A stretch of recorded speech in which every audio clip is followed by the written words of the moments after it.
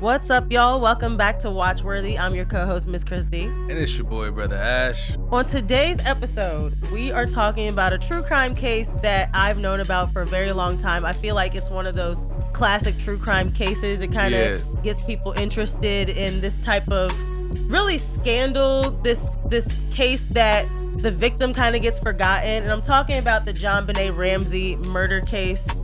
This is available on Netflix, so they titled it Cold Case, Who Killed JonBenét Ramsey? It's three parts, so it's kind of a long docuseries to get through. You know, it's really interesting how Miss Chris D will just know certain true crime cases. I was like, hey, we have to watch this. Have you heard about the JonBenét case? He was like, no. I'm just like, no, I haven't heard about it. But, you know, I'm no stranger to crazy child, you know, going missing and murder cases. Yeah, we've seen a lot of those types of cases. You know, but it's just wild to me. You're almost like a true crime expert, I feel like out of the both of us, you're definitely like in it. And I'll tell you why, because I feel like that's why I got into documentaries, right? Like I love to learn. Yeah. And I feel like number one, it's good to have the knowledge of like this kind of terrible stuff does happen in real life and you need to prepare yourself, and the craziest thing could happen. And so I kind of like the psychology of it, like that, you know, behind that side. And so that's what interests me about this case so much is like, we still don't have an answer. I'm sorry to tell y'all, spoiler alert,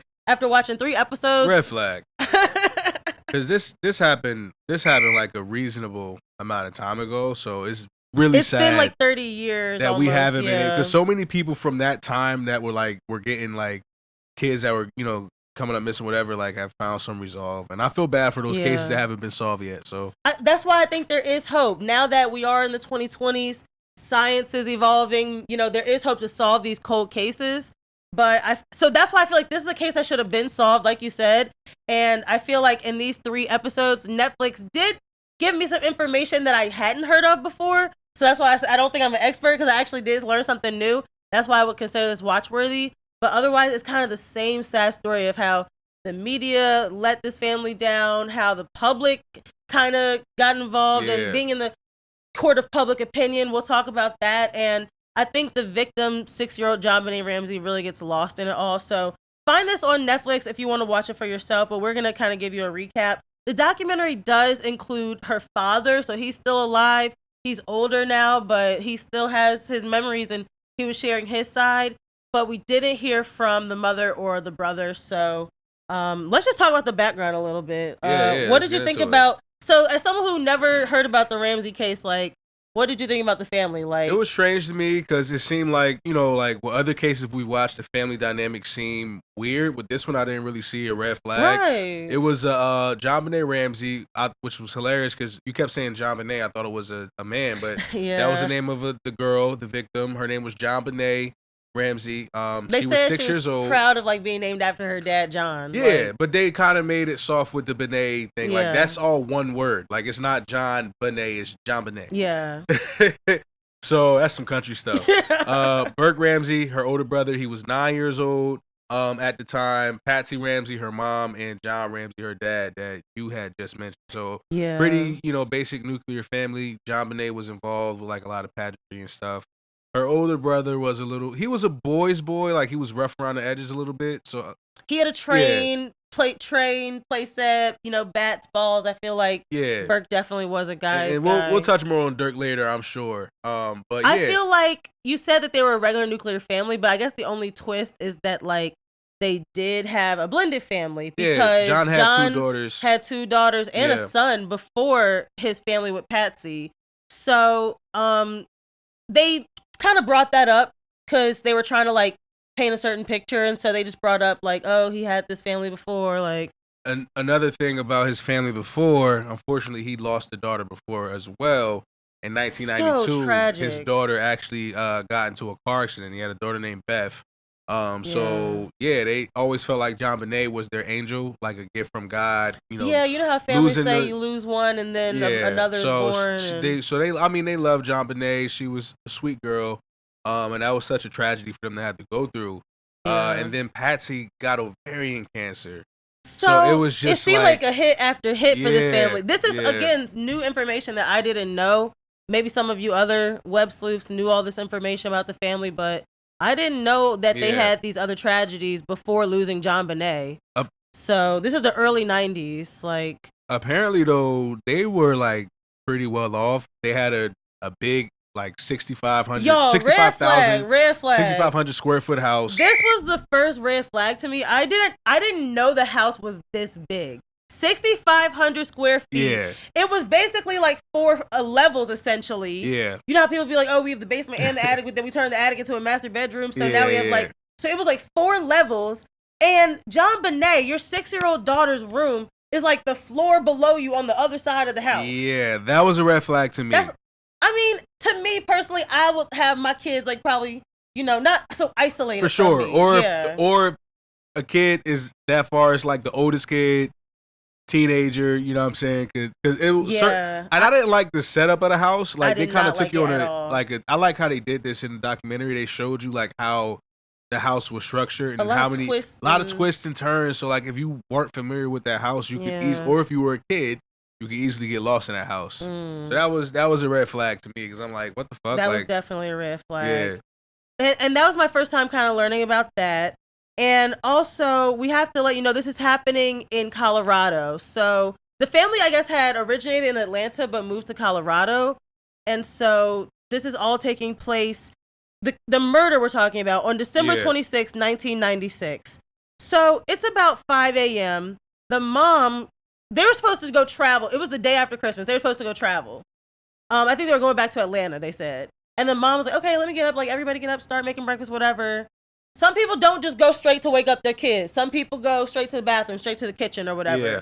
But that was red flag number 2 because she kept just like, oh, I woke up at 5 a.m. and I went all the way down to the kitchen and then maybe she just, wanted some time before the whole family I guess got up. So. Yeah. But Patsy, the mother, was the one to find a ransom note.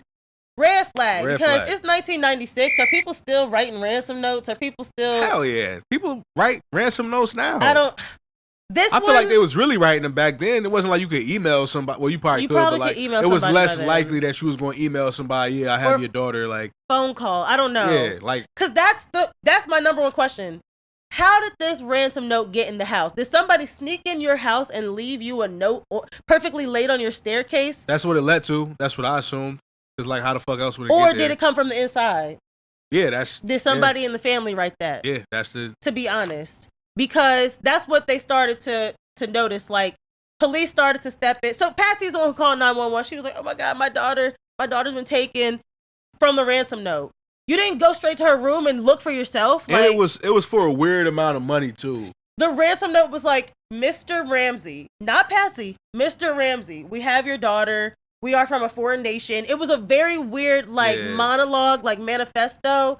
And it was specifically asking, like Brother Ash said, it was specifically asking for $118,000. Later, we would find out that was almost the exact sum of Mr. John Ramsey's bonus check that year. So how would somebody know that? It had to be somebody close to you or just very weird. It was a very weird ransom letter. That is pretty outlandish. So she called 911. Okay, everybody's like, wow, she's missing. I would have started tearing that house up and down. But again, you don't know what you would do in that situation. The family, I guess, was just like a deer in headlights. Like, oh, let's just wait for the police. So put into context, she did run to JonBenét's room and seen she wasn't there. So after that, they were like pretty much, I guess they were just in shock. Yeah, it had to be shock. Because they didn't do much until the police came. Yeah. Like, and that's what Miss Christie is hinting at. You would think you would be so frantic by the time the cops get there. I'll be like, where's your house? I looked everywhere. It's destroyed, but it was just kind of like. I don't know. I don't want to point fingers. This is all alleged. But I'm just saying, that was something interesting about this case. I was like, okay, the parents found a ransom note. And they never got the ransom call. They said, we'll call the next day between 10 and 2. And they never got a ransom call. Never got the call. The parents, and they did ask the parents to submit writing samples as well to compare. So I'm glad they did that because, again, I guess we're learning today, like handwriting. Back then in the 90s, handwriting experts were kind of new. People thought it was junk science and people thought it really didn't matter. But in this type of situation, when all you have to go off of is this letter and the parents' word, let's take a look at it. Yeah. And they ended up saying that it wasn't a match, I think, but it was suspicious that they found in Patsy's belongings in her legal pad. The father was in the documentary. He explained it like, I had a legal pad, she had a legal pad. And when they looked at hers, it was all her notes, like her grocery list and stuff. But then it was a first draft of a ransom note, ? And it was like, to Mr. and Mrs. Ramsey. And she was like, no, let me scratch that out. I'm like, wait. Red flag. Wait, did Patsy? I don't know why they put that in the documentary. I'm like, are you trying to let me know that I thought maybe the person that wrote the note. That's what I'm thinking. I said wrote the note maybe was trying to do that, but that would just be strange that it would be her legal pad. That's what I'm thinking. Was that just out in the open?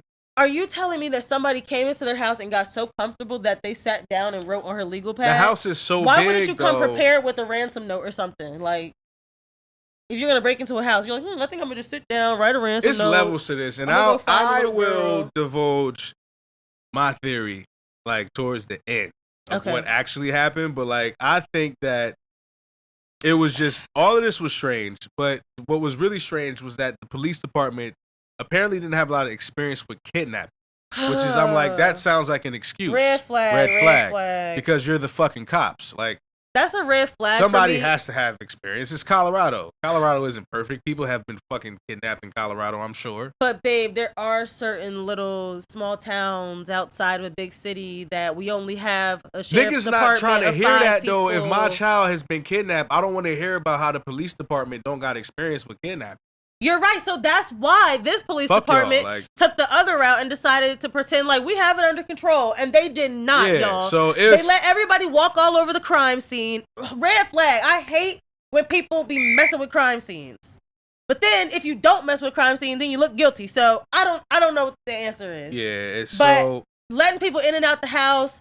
And then the dumbest part was like, okay, now the police are here. And red flag for this too, because I think it was because it was the holidays. It was the day after Christmas. That's so sad. It was probably some groggy, hungover police officers who just finished Christmas with their family. Again, it's no excuse. You're the police. You signed up for this. Yeah, but I just feel like red flag for 90s policing, because just anything before the 2000s, really, because we still hadn't, tackled that system. And we're still working on it today. The justice system, I should say. But it was just not working in their favor that day, because the police are going to say, oh, John Ramsey, go search your own basement. Let's split up. Yeah, so now the cops have now asked the father to help them search the house.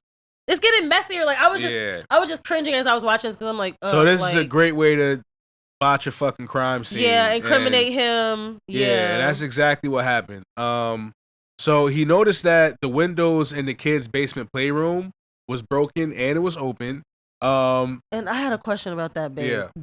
That room was so deep and far down in the basement. Who would know about that but the little boy? Yeah, or but somebody that was in the house. Who lives there. And when they show you the setup of the house, it's like, you would have to know to go there. You know what I'm saying? I'm sorry, but I didn't like the father's response, like, oh yeah, and I had forgot that I had just broke that window. Like, what? Yeah, he had got locked out or something. It was just some convenient excuse. So conveniently, y'all left that window broken, and somebody figured that out and just came through your house? And still had your kids playing in it, knowing that somebody could easily get in there from outside? I don't know. I didn't like that part. Yeah, so there was also like a suitcase set up like a step right under the window. So then he found JonBenét dead in the basement wine room. Her hands were tied up behind her back, duct tape on her mouth. It was clear that she was bad, y'all. not only dead at the time, but she was clearly abused or tortured. So John, reacting as a father, ripped the duct tape off her mouth and moved JonBenét's body upstairs. A flashlight and a bat were also found outside the house. But this is what we was touching on earlier. That crime scene is fucked. That's what I'm saying. It breaks my heart, because it's like you said, your fatherly natural instinct is to be like, oh my God, my child, let me save you. Yeah. But, and not to point the finger on anybody or who might have had anything to do with this. I'm not saying JonBenét's father did, but we don't know what really happened down there. Yeah, there was no witness to him discovering her body. Right. And people, I hate when people are like, oh, he went straight to the room.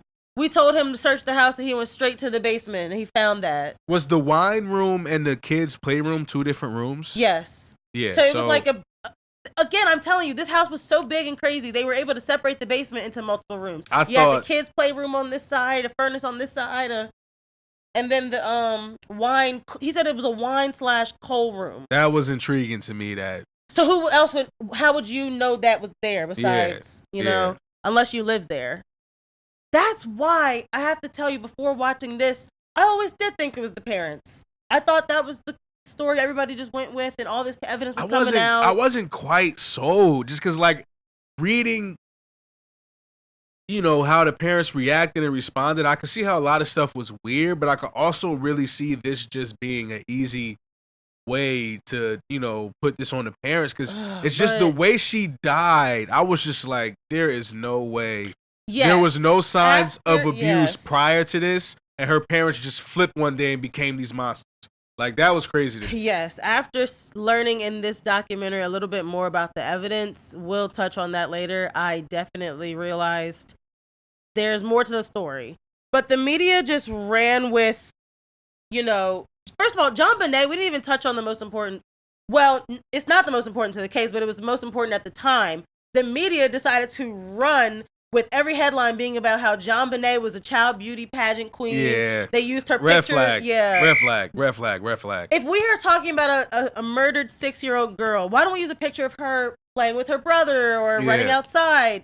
They had to keep showing this picture of a little blonde girl with a tiara and lipstick. They kind of made her look like an adult and almost sexualized her. Yeah, they over-sexualized the child in the media. Yeah. And people got behind it, saying that the parents pushed JonBenét to be in those type of photo shoots and pageants for some type of sick, you know, gain from them having a daughter that like it was, they was pimping out their kid who was 6 and who was over sexualized. That was debunked because I learned from this docuseries that Patsy like won pageants herself before she like won like Miss West Virginia University or something.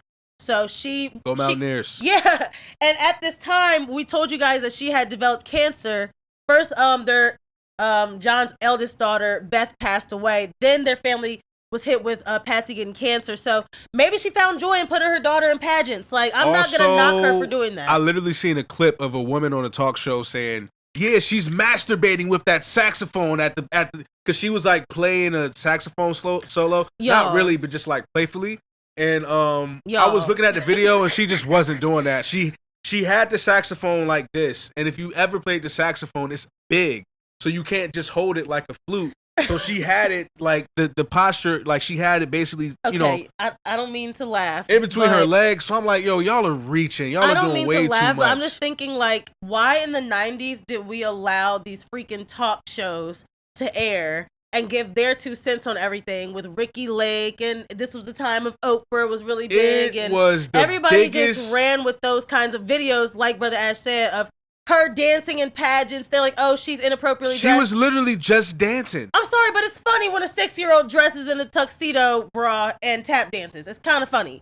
But yeah, I can see how some people think that it's making a little girl grow up too fast. That was one incident that I seen where I seen a lady try to say something was sexual and it just wasn't sexual. No, people were talking about that part on social media. Now, I could see how some of the outfits, like, you know, some more conservative parents wouldn't be comfortable with their child wearing, but it wasn't nothing to where, like, as a grown man, I'm looking at it and I feel that. Unless you are sick. You're actually a pervert. Unless you're a pervert, and then it's, you know, that alarm is going off for you. That's what we've been talking about recently with just misogyny within America, and how it's like, oh, your daughter shouldn't dress like that. No, maybe your husband shouldn't look at a 6-year-old. Yeah. Like, let's fix that narrative. Let's really talk about it. So a lot is going on. So like, that's going on, but you know, they also kind of like, they were dragging them as parents. So, they were really seeming like the Ramseys were bad. That's why everybody hated them all them years. I'm sorry to the Ramseys. Like, my opinion is a little on the fence now after watching this docuseries, because I feel like they really didn't get to get a word in. They would just immediately start getting slammed. And people were saying they weren't doing enough trying to talk to police. Like, they said the police had to come to them. Whereas most parents is like, oh no, we found this, we think this, whatever. That is shady to some people. Yeah, why would you lawyer up just the same week that the murder happened? Because the murder happened on the 26th. They got a lawyer by the 31st. I think they did it. They could have done it because they could have known that people were looking at them. Yeah. When you die or you have a child that dies, people look at the parents. And if they were wealthy enough to have, that type of house, they probably say, yo, go ahead and lawyer up because this could get ugly. So, yeah, the police department was also under scrutiny because of how they handle everything. It's just a fucking giant shit show. Whole time this child has died. Yeah. Like, the child has died. No, and you know what they say, like, those first 48 hours really matter. So, after a week now, we still don't know who's done it. It's the holidays. Again, I'm telling you, that's no excuse. But, like, that's probably why the system is dragging. Somebody's probably called out, oh, blah, blah, blah. We're a small unit. I don't care. You're talking about a killer is out there. Yeah. And they focus. I hate when the police just red flag for me. I hate when they focus just on one suspect, period. Yeah. Like, you gotta check everything out. Like, what if you think it's the dad whole time it's not, and you haven't even started the search for the actual person? You're wasting time, basically. That did this, So I guess that's what policing is, though. So they were saying that the Ramseys were starting a narrative saying that there's a killer on the loose. That was to try to distract them from being, the main suspects. Nah, babe, but come on, you have to admit, like, the mom. No, the media, the fact that you won't talk to police, but you'll talk to CNN, and then you get on there, and they're not really shedding a tear. They're just like, yeah, the police aren't helping us, and there was a killer on the loose. That was Patsy's quote, and they just made that a headline, and that was a time. I can't even. We were alive. We were 1 to 2 years old. The thing is, though, when this was happening, they were so composed as a couple that it definitely did look rehearsed. Yeah. And that's why a lot of people kind of was like, I don't know about the parents. But you never know how somebody's going to grieve. Somebody can be stoic. Somebody can be a blubbering mess. And I remember John said in the docuseries, like, I knew if I didn't panic, he's a man trying to protect his family. Yeah. So he was like, I knew if I didn't panic, that I could just keep my focus on finding out who did this, then, like, that would save me.